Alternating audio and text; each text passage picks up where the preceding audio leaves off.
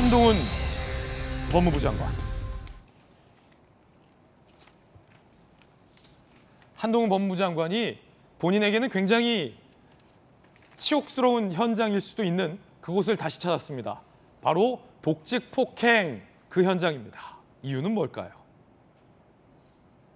자, 김수영 교수님, 법무연수원 용인분원 왜 찾은 겁니까?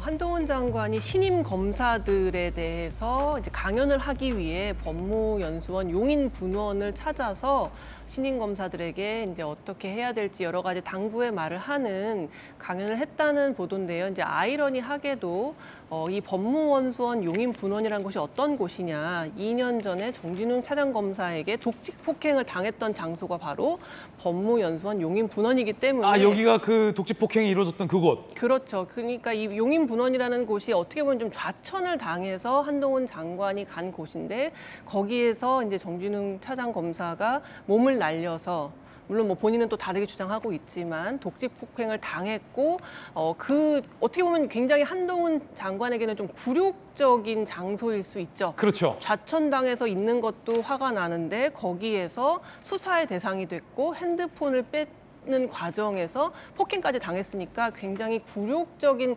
역사를 가지고 있는 장소일 수 있는데 개인적으로 좀 아이러니하게도 이제 장관이 되어서 신임 검사들을 찾아 이제 강연을 하게 됐다는 내용인데요. 사실 뭐 장소가 중요한 건 아니지만 언론이 보기에는 굉장히 이러한 아이러니한 상황이다 보니까 이렇게 좀 화제가 된 것이라고 할 수 있겠습니다. 그렇군요.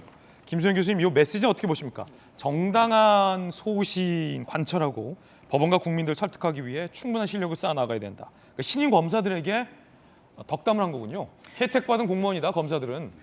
워낙에 이제 검사들에 대한 또 사회적인 인식이 또 좋지 않은 부분들이 있잖아요. 검사가 물론 묵묵히 자기 일하고 흔들리지 않고 자기 수사하는 사람들도 있지만 또 한편으로는 정치 검사라는 그런 오명을 듣게 만드는 검사도 있었고 사회적인 불신을 받은 경험도 있기 때문에 이제 한동훈 장관의 입장에서는 소신을 가지고 일해야 되고 굉장히 본인들이 혜택받았다는 것을 잊지 말고 그렇기 때문에 더 겸손하고 겸허하게 자신이 갖게 된 이러한 수사의 권력 같은 것들을 공정하고 올바르게 써야 된다는 말을 전하기 위해서 아마 이런 말을 하지 않았을까 싶습니다.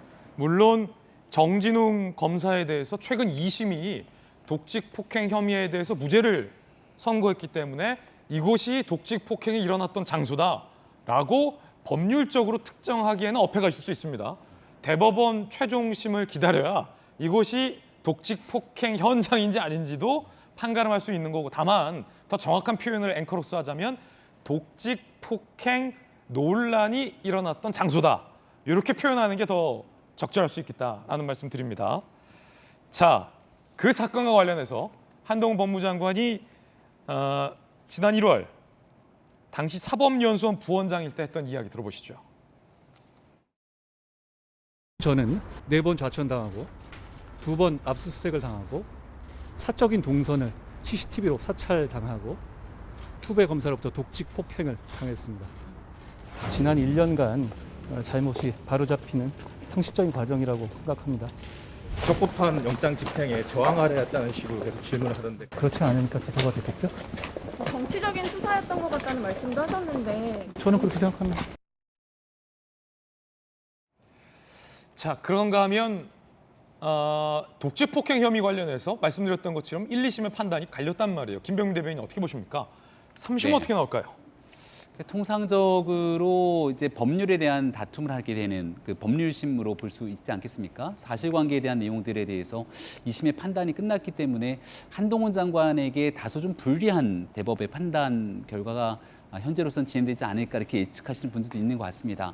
근데 일단은 그때 이 사진도 논란이었어요. 본인이 독직 폭행을 했다라는 논란이 제기됐는데 본인이 왜 입원을 하냐.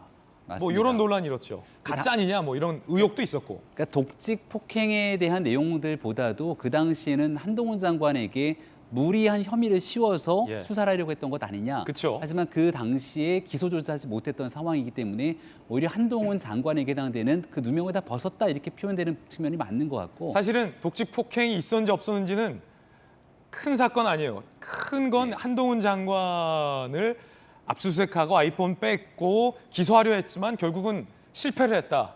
그게 가장 큰 흐름 아니겠어요? 그러니까 우리는 이제 피해자와 가해자의 프레임으로 보게 되는데 저 당시 한동훈 장관은 내가 피해자라고 주장을 했고 가해자라고 유추돼 볼 수 있는 사람은 영전을 통해서 좋은 자리로 가게 되니까 그 당시의 상황이 불공정했다 이렇게 한동훈 장관 편에 서 있는 사람들은 주장을 하게 됐죠. 예. 근데 세월이 좀 흘렀고 그 당시에 최대 피해자라고 볼 수 있는 윤석열 당시 검찰총장은 대한민국의 대통령이 됐습니다.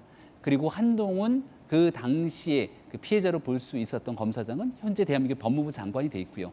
역사는 늘 반복하고 돌고 도는 것 아니겠습니까? 한동훈 장관이 지금 법과 정의, 원칙에 따라서 나라를 바로 세우기 위한 열심히 노력하고 있다고 저는 생각을 하고 있고요. 신임 검사들을 만난 자리에서 열심히 노력해서 법과 정의를 바로 세우기 위한 역할들을 당부한 것 같습니다. 근데 이제 한동훈 장관에 대한 모습을 보면 어떤 권력에도 굴하지 않고 국민 편에서 불의와 맞서 싸웠다는 정의로운 검사 이미지가 있게 되는데 지금은 이제 대한민국의 법무부 장관으로서 또 한편 기득권이 되어 있다고 생각합니다. 그럼 일선에 있는 현장에 정말 젊고 혈기왕성한 검사들에게 당부했던 만큼 어떤 권력에도 굴하지 않고 또 법과 원칙에 맞서 싸우는 모습을 보여줄 수 있을 때 한동훈 장관이 얘기하고 있는 그 정의가 바로 세우는 것이 아닌가 싶은데요. 여기서 이제 너무 한쪽 편으로 기울이지 않기 위한 노력들이 이제 한동훈 장관이 비롯한 현 정부에 주어진 과제가 아닌가 생각합니다. 자, 2심 재판부가 무죄를 선고하긴 했지만 정진웅 검사의 부적절 행동에 대해서 재판관이 질타를 했습니다. 그리고 정진웅 검사는 피해자인 한 장관에게 미안하다라는 얘기까지 밝힌 바가 있었습니다. 취임 100일을 맞게 되는 한 법무부 장관의 추진한 정책이 무엇인지에 대한 기사들도 많이 나옵니다. 자, 검수완박 되돌리기, 촉법소년 연령 기준 하향, 제주 4.3 인혁당 피해자 구제 방안 마련, 조폭, 보이스피싱, 스토킹 등 깡패들 잡아들이는 거, 엄정 대응 정책들, 다양한 정책들이 소개된 바 있습니다.